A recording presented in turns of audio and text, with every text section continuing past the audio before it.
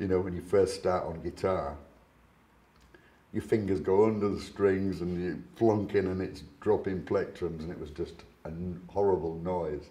So I got about 3 minutes at that, and my friend took it off me and said, "You're rubbish."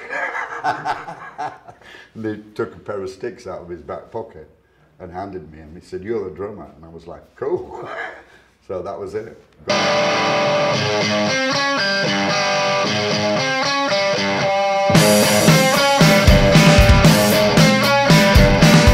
Stay back from the strange parts, 'cause I could be balanced, but I don't wanna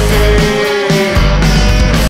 Was friends with a guy who was DJing around the resort, around Sorbet and everything, doing campsites and rugby clubs and whatever, and he asked if I wanted to go along and help him, because he knew that I had a thing for music, and started helping along, and one night he had an heart attack in the middle of a show, and I took over from him, and I just got the bug for it. Seeing two women, with one had a lime green and one had a pink sort of mohawk. It had been the really late 70s or really early 80s, and I was with my mum, and I remember holding my mum's hand and seeing these two women, and my mum saying, "If you ever came home looking like that, I'd kick you out." And I just thought that they were the most exotic, exciting things, and I knew that that related to music. I knew it had so much to do with music.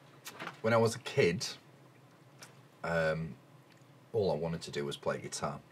At the job interview thing, where when you're at school, you get asked if what career would you like to pursue, and I said, well, I want to be a rock and roll star, which like the careers advisor had laughed at me, and for my work experience, they sent me to a plum centre instead.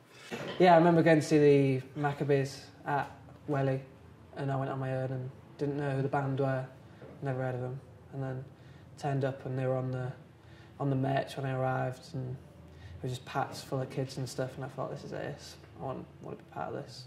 Cassette given to me by a friend, and the first song on that cassette was Panic by the Smiths, and that's the first time that I just thought, oh my God, I need to explore this further. When I first started going to watch gigs in Hull, I'd go and see bands like the Cliques at the time, and Paddingtons, and the Neat and stuff like that, and it made me think I want to do that. We went to the Adelphi, and that was the first gig we ever went to, and like into that world of like live music in a small venue. And it was the Paddingtons headlined, and then Cardinals, GST Cardinals was main support. That was the first time we'd ever been to a gig and seen like an intimate gig, and like familiarised with people that we knew of similar ages and things like that. And it was just like, we have to learn an instrument and be in a band and play at the Adelphi. I realised that I'm musically inept, but I've long harboured a desire to work in the industry. So I sort of fell into DJing and promoting, and I spent a bit of time with the Paddingtons away, working as a merch bitch.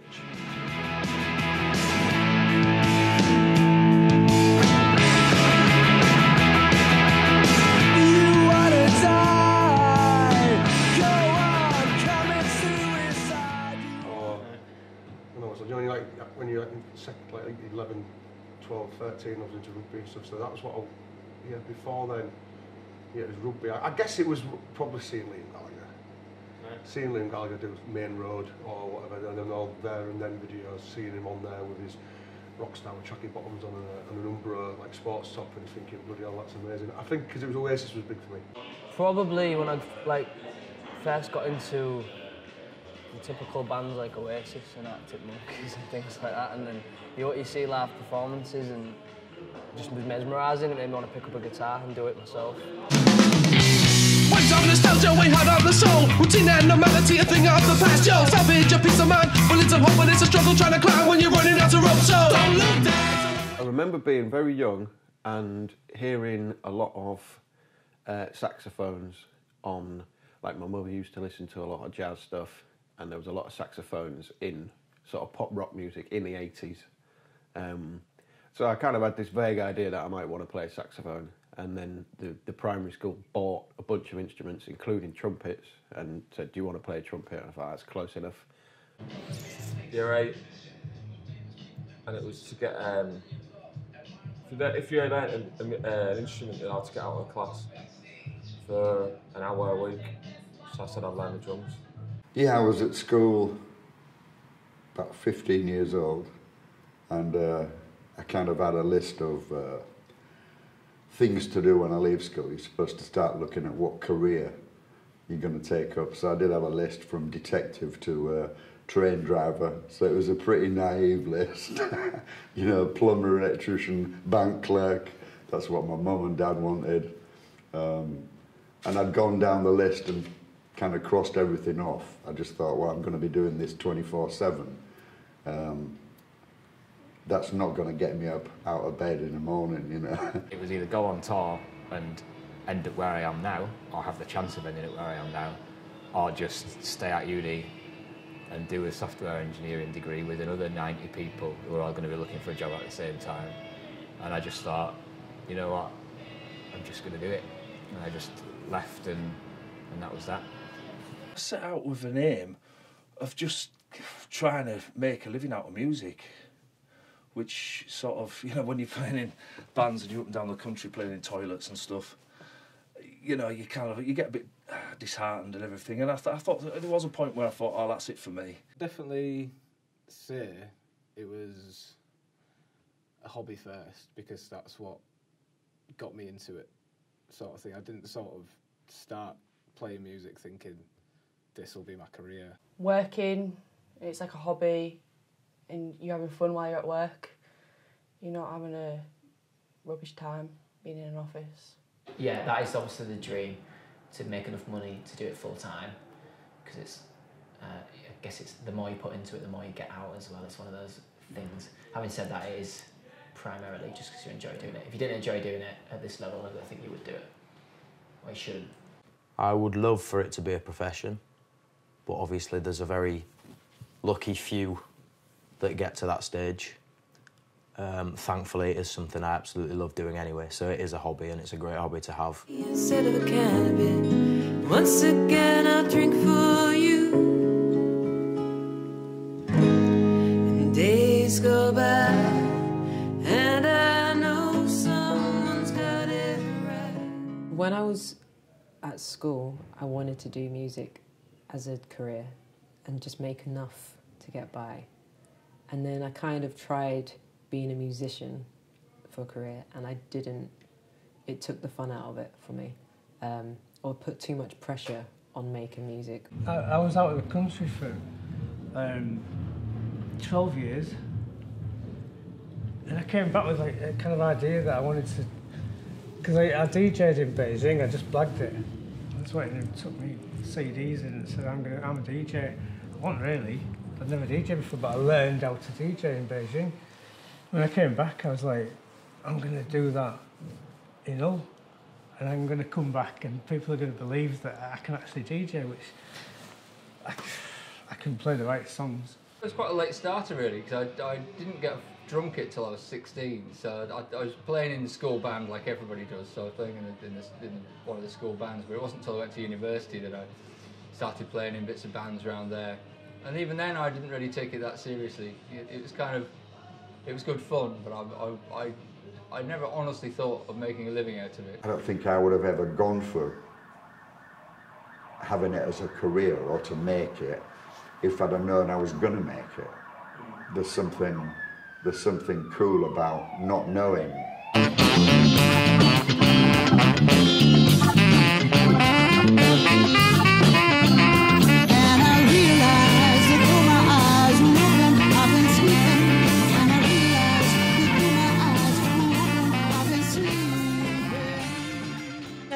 Of a love, really, a love of wanting to do it, and I was in a covers band where I did make a living, but I could only hack about 18 months of that before it was just like, no. I would be looking at a set list and going, oh God, at least we're nearly finished, and it was like not what I wanted to do with music, really. So then I started writing and that kind of thing, and I think it's really been the love of it. I've kind of been, I suppose maybe at one time I chased the dream, but no, that didn't end. That sort of ended fairly quickly when I realised I lived in Hull. I've always wanted to be a full-time musician and, you know, earn money or earn a career in music. But I guess you just change what that means. So and it takes a long time to work that out. And I think coming from somewhere like Hull, it's a lot harder, and coming from a working class background, it's a lot harder, because I'm in my late 30s now, and I'm only like now in a band that's kind of doing things with more career minded. It's taken me that long to kind of get it, which I think, with more support or more industry, that would have happened maybe a lot younger. Scouts from Ireland Records and RCA Records was getting in touch and just asking about what we was doing. And so we arranged a meet-up with one of them from Ireland who came down, and we played in the same spot we'd recorded, just what we had, but we only had 3 songs at that time. So we played like a lot of covers, and we weren't even very tight. So it was a bit sort of, we thought it was playing for our future, but obviously to them it just looked like a young band. I got a little job with a little outfit in London that had been put together just for recording purposes, and I worked with a guy called Drew McConnell from Baby Shambles, and me and him hit it off, and so it got a bit peculiar. I won't go into too much about it, but it got a bit peculiar and everything, and basically we weren't going to get paid anyway. That was all sorted out, and a few days after the event of getting that sorted out, where myself and Drew both got our money, basically what happened after that, I got a call from Peter Doherty's manager saying, Ed, you looked after Drew, would you like to work for us? So I said, yeah, I'd love to, yeah. That was an interesting one, because as we were just starting to court people in Pop Tones, McGee had sort of come to see us and said he wanted to sign us. We were still working at Gala Bingo. I remember there's a guy who worked there, I can't remember his name for the love of me. Me and Matt would hardly turn up, and if we turned up we was drinking beer. And they took us in the office, like, yo, you really want to, if you want to work here, like, you really got to, because we see potential in you both, that's what they said. And I was like, sort of thinking, well, I think I'm going to work here for the rest of my life. I want to, at that point, because you got a glimpse of it, I want to be a musician. So he was like, oh yeah, of course, we'll put our effort in. And we all left, I think we left a week later. Came back from uni when I was 21, 22, and my brother was in a band called Paddingtons, and they kind of got a record deal at the same time that I graduated from uni. So just as a kind of, I don't really want to address getting a job or the real world right now.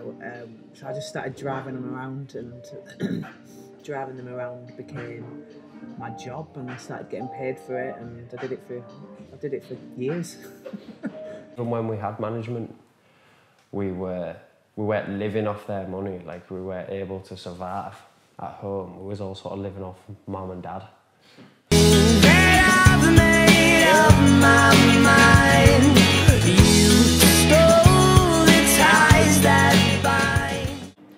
I have always had to do other kinds of work, but my dad told me very early on that I needed to realise that most musicians spend an hour on stage and the other 23 wishing they were on stage and getting ready to be so. So I shouldn't waste my time. Not really, no.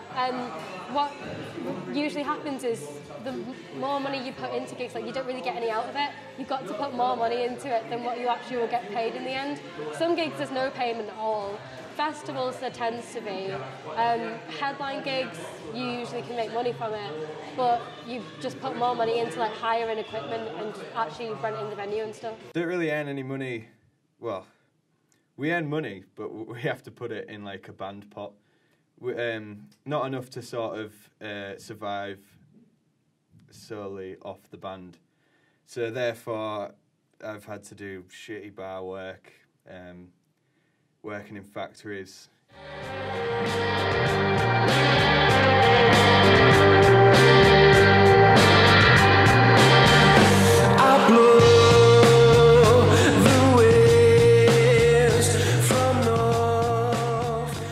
I work in a country pub. Jordan works in the kitchen in that country pub. Jared's a music teacher. Kane is a builder. And Glenn just lives his life. Yeah, I'm also have to work in a bar in Leeds, just to keep me going, and then tell the nightclub that this is what I'm doing during the summer, and they're cool with it, and come back after these festival seasons finish and then come back to bar work. Just to earn some pennies before you go away on tour. Maybe odd 20 quid, 30 quid here and there, but nothing not enough. Do you know what I mean? It was like, if we did ever earn anything, it was a little bonus, but majority of the time it just went back into the pot.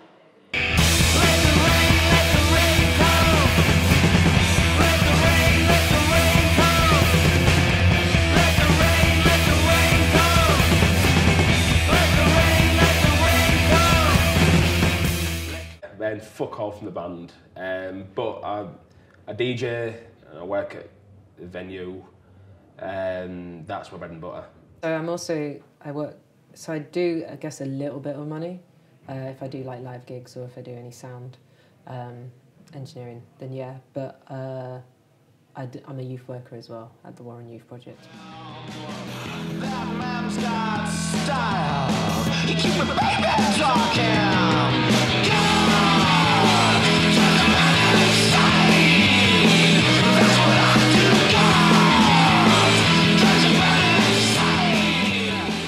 Obviously, I work at the Warren as a youth worker, project worker in Warren Records and other parts of the building.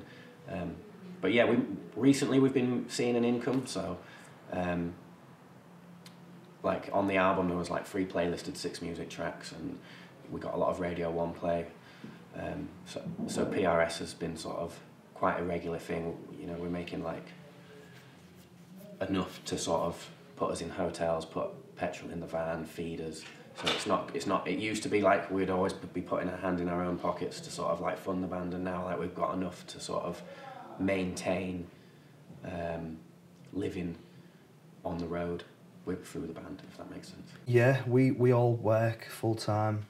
Well, Jodie's full-time student and also works part-time as well around it, and is doing dissertations and things in the van, and we all work full-time, like 40 hours a week and stuff, if not more.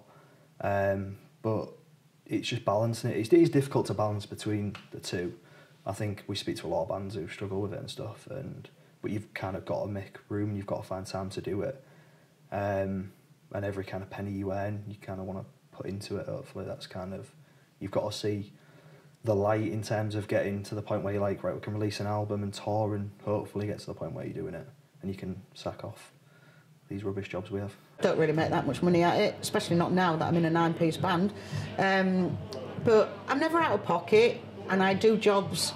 I've never gone for a career that would take me away from that. No, not really, no. It's, I mean, a lot of people think, oh yeah, I bet he got well looked after and all that lot, and it's not really the case, to be honest. I didn't lose a huge amount of money. We certainly didn't make an awful lot of money. I mean, enough money, obviously, you're making a living, so it pays you. You're a full-time musician. You know, it's more a problem for me. It's more a problem of dividing your attention and your energy. You know, so sometimes there'll be emails coming in while I'm at work, and I have to, try not to be doing band stuff whilst I'm getting paid. Oh no, I'm going to get sacked after he sees this, isn't he? Any session work I could get at the time, and anything that came in that I fancied doing, I just did that. There was a lot came in that I didn't want to do, you know. It wasn't music that I felt I could contribute to, put it like that. There was a lot of that.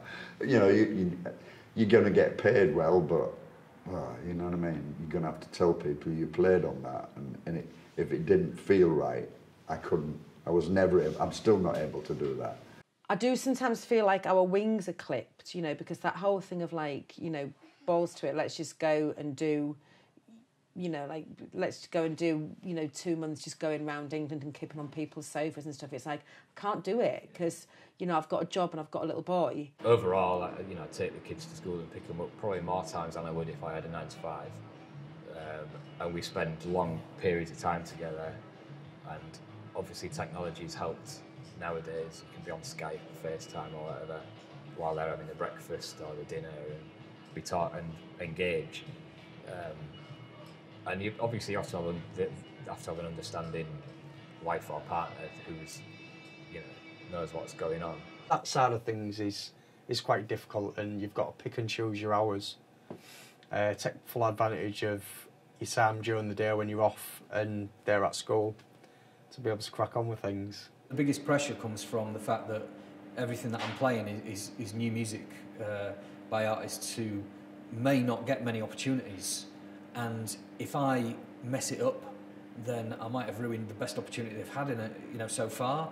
So if I get their name wrong, or get the date of their gig wrong, or the venue wrong, anything, then I could really mess things up from just when they really need all the support they can get. So yeah, there's a lot of pressure from that, really. I feel like I'm dealing with the mental health of young creatives in the city of Hull, because you can destroy someone's dreams by not giving them a right slot at the festival, or not even picking them, and that's intense pressure, you know. Went to Japan for a week, 2 gigs, load of interviews, come back, and just literally constant touring. I mean, imagine if I did that from then until now. You've been knackered and probably bored of it, but then it was just ace, because it's just like loads of kids off council estate going all over the world, having a right laugh. It was good. Got a bit harder later on. I mean, I remember having panic attacks every time I had the drum sound check. I'm like freaking out, just because it was just a bit too much. Physically exhausting, you know. You get to points in the tour when you're just absolutely shattered and everything hurt, and you know, you think your fingers are blistered, your shoulders are aching, you haven't slept properly, you're permanently hungover, and you just think, oh, I just want just a weekend in bed at home, and it just doesn't come.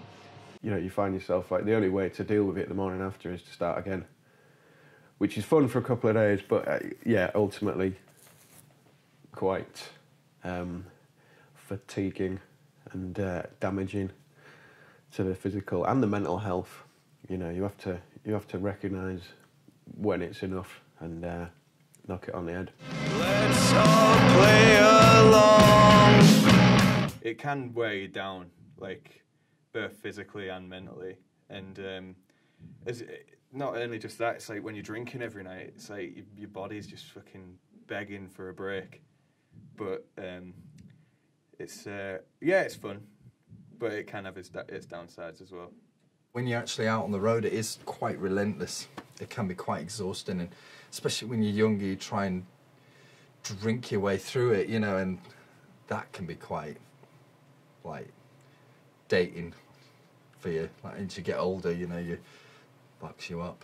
Anyone who's been on tour in a band will tell you, you know, unless you're fucking Motley Crue and you're right at the apex, it's actually not as much fun as it looks a lot of the time. You know, like for a band travelling around, you would have a ridiculously early time into an empty venue, and you know, you can get, you know, like I said, like with a band being aware, you can make full advantage of it. You know, as much as your liver or your mind will take, but you have got jobs to do.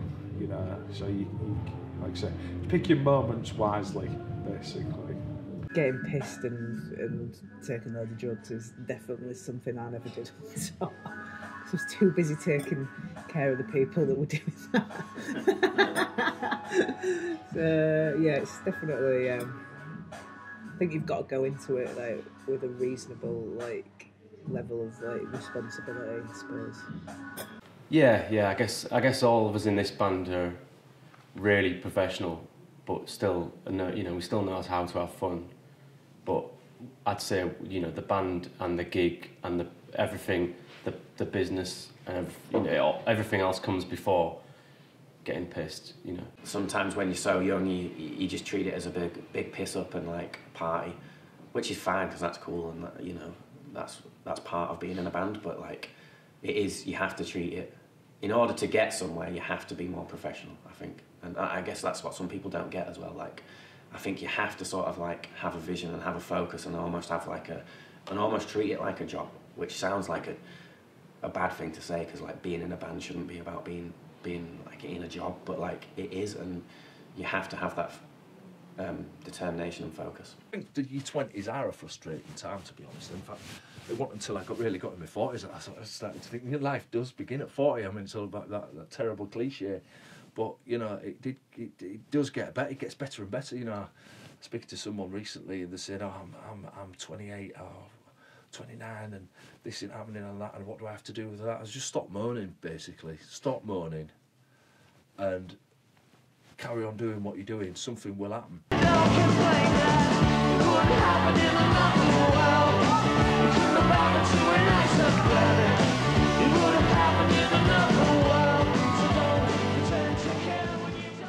it's almost as if it didn't really happen. You're sitting talking about stuff and doing all these things, you know, being on. And I know I've played on the main stage at Reading because you can see it on the posters and I've got a picture of it. But when I picture it in my mind, it's almost like you're sort of telling yourself, "Don't be stupid." You know, you didn't walk out in front of 20,000 people and start playing, but you think you did. But it just doesn't quite seem real anymore. I always think back to just picking up a guitar and thinking, do you know what the best thing in the world would be? To be in a band. And then I was in a band and then it was like, do you know what? Now your dreams keep moving, so you're just like, you know what would be the best thing in the world? To play a gig at the Adelphi Club. And then we did that. And then it's like, so everything you're like proud at every point.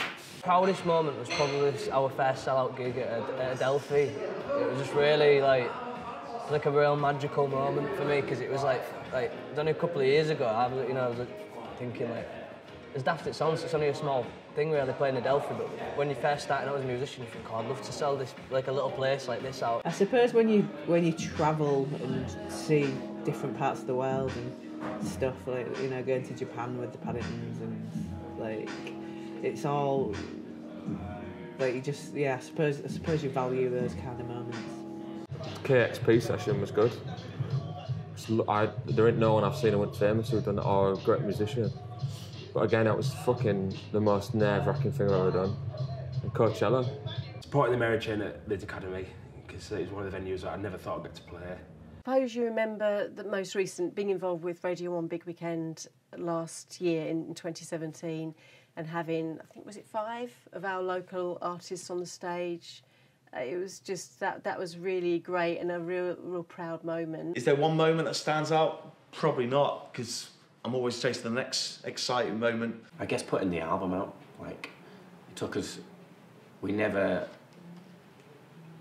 envisaged like getting an album out how we did it, so it's like we managed to do it ourselves thanks to some funding and stuff, and like the accolades that got, even though we had like a tiny team around us, you know, we had 3 playlisted 6 music tracks, albums of the year on Radio 1, you know, the fact that we put that out ourselves with no like marketing or anything like that, it was just sort of done organically, it was pretty I guess pretty sort of like a special moment for us really. For getting this far than I used to be when I was a lot younger as a teenager. So I'm quite proud of my achievements and trying to push other young women and other young men involved in the music industry. Playing like huge festivals next to like the Danube in Serbia and like gigs in like Paris, and then like back home, like, you know, playing like the big festivals like Reading and stuff like that. It's because everything keeps happening and it keeps moving forward. You have to like, you know, take a step back and think you've actually like, yeah, there's been some really cool highlights. You know, when I look back on it all, you go, okay, well you get up there and you're at the top, and then a few years later you look back on it and you go, yeah, but the funny thing is, some of the best times were before you made it, which is very weird, right? You know, you sleeping in a sleeping bag with Mick Ronson, the Spiders, on a bare boards with an ashtray and a coffee cup, and struggling to eat sometimes, no money to go out, but having a really good time and a good laugh. Probably getting John Peel dancing. As a drummer, that's a pretty special moment because he's not known for dancing, and that meant a lot to me, especially when he talked about it on the telly. Yeah, apart from that, I suppose just getting the opportunity to do this radio show that I do on BBC, which I really didn't deserve and have somehow managed to get away with for quite a while. Just like the little milestones that you think of when you first start in a band, of like getting an enemy. Even an enemy doesn't mean what it used to anymore. And getting on Reading and Leeds. Leeds Reading 2005 was the best gig we've ever played. Maybe one day getting on stages at things like Reading and Leeds, but I just kind of want to take it as far as I can make it go and just keep working at it. So we did Reading on the Friday, Leeds on the Saturday, and then the Arctic Monkeys played on the Sunday, and they came out at the same time as us, and when I thought I've got around fucking one, still like them. I went, oh shit, these are going to be fucking massive, because it was huge. It just went from not thinking I would ever really amount to much musically, because I thought, oh, well, I'm nearly 30, you know what I mean? And then, oh, boom, that was it. I said, you know, now I'm 47 now, and I've travelled the world many times. I've been everywhere. I've seen all sorts of amazing things, and you know, I've just got this one guy, well, two guys, four guys really, Carl Barat, Gary Powell, John Hassel and Peter Doherty to thank for this, you know what I mean? They've taken me all over the place and look after me like mad, and now I look after them. I'd be lying if I said that I'd love to have enough gigs that I didn't have to go to work every morning. But I don't think that's really going to happen, so I finish at 1 every day. I think personally that we will get to a point where we're sustaining a career off it, really.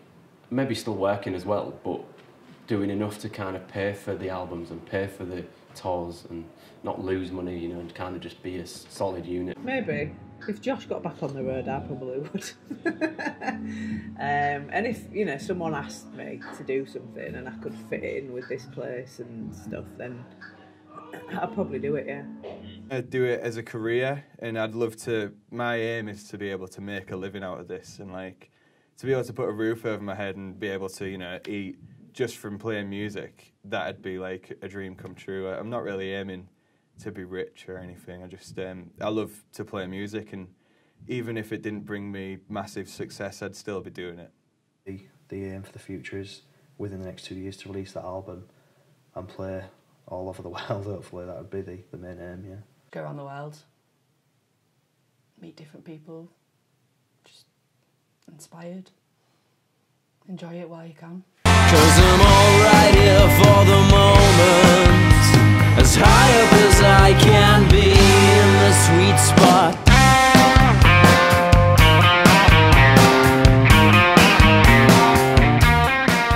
I'm not hoping that, like, we get spotted by someone tomorrow and then we get whipped off our feet, handed £1 million and told to go make an album, because I think that tends to end in disaster for a lot of bands. It would be nice to just keep working at it, putting and getting a nice bit of feedback for all the effort we put in. It would be good to get some time to put out another single, maybe an EP, but I think you have to have so much dedication to releasing music and being an artist, and I'm struggling to do that. So hopefully that would be the plan. That would be an ambition. I love working with new artists. You know, when artists come into the studio and bring a fresh idea or a concept, and sometimes you just get some outrageous stuff, and that for me is where the excitement is. You know, probably less interested in standing on stage these days, but hey, you know, I think life changes all the time and your mood changes with it, you know, so you never really know. It would be good to not be relying on another form of income, so you could actually treat it like an art form. You know, you could put everything into it and not have to worry about spreading yourself too thin. I'd love to be playing to 400 people every night. That'd be yes. Imagine that. That'd be amazing. Really want to carry on doing exactly what I'm doing for who I'm doing it for. You know, I've kind of not got. I've been asked to go and work for other people. Some of them big concerns, and you know, I'm working with some really great people who are kind of like brothers, like friends, and brothers. Do you know what I mean? And I don't want to stop doing that, really. Keep writing music and play gigs. Enjoy it more than anything. Just want to keep building, keep working, and be busy and happy. That's the biggest thing for me. I don't want to be rich, I just want to be happy. Long-term ambition really is to get as many bands and as many creative people from Hull noticed on a worldwide stage. I'd love us to be able to get one of these bands who we play in, or one of these artists, up to a level where they get played all over the world. That'd be great. Doing what you enjoy doing, which is writing music, and being able to do crazy, out of the normal things with it. If you're well respected in the industry, then that's all you can hope for, really. Just carry on doing what I'm doing and try and gain a bit of respect for doing it. I think as long as I keep my integrity throughout, I'm I've done what I set out to achieve. I think integrity is everything. If you can do something with passion and love, and if you can make some money or get paid for it, even better. But if you can do something with passion and love and you're enjoying it, you're successful. That's success to me. I always say you should be doing this just to enjoy it. If you're thinking that you're doing it to be famous or to make money out of it, you shouldn't be doing it, because I think you'll always be disappointed.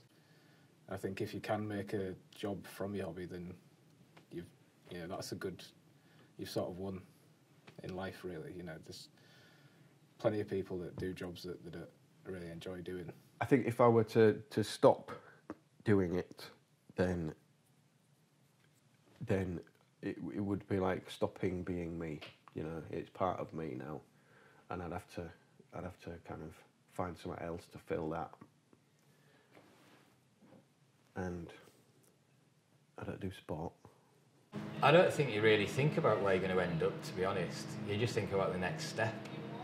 And I think if you think too far ahead, you'd get disappointed with where you were.